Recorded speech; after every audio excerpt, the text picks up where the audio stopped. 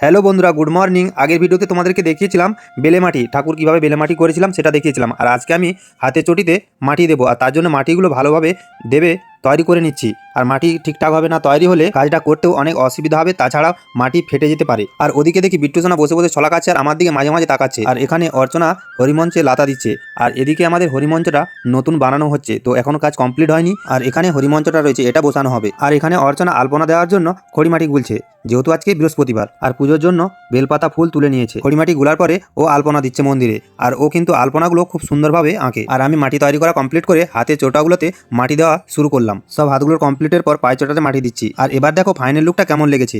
Total মাটির কাজ complete হয়ে গেছে। আর এদিকে দেখছো পেঁচা বসে আছে, আর এদিকে নারায়ণের দিকে রয়েছে গরুর পাখি। তারপরে আমাদের বিট্টুসন আমার হাত থেকে গিয়ে আমার ঘাড়ে বসলো। ওকে আমি হাতে যখন তুলতে যাই, হাতে কিন্তু উঠে চলে এলো। ওর সঙ্গে একটু কথা বললাম আর একটু আদর করে আমি কিন্তু আবার খাঁচার মধ্যে ছেড়ে দিলাম। আর আজকের ভিডিওর কোন পার্টটা সব থেকে বেশি ভালো লেগেছে কমেন্ট করে জানাও।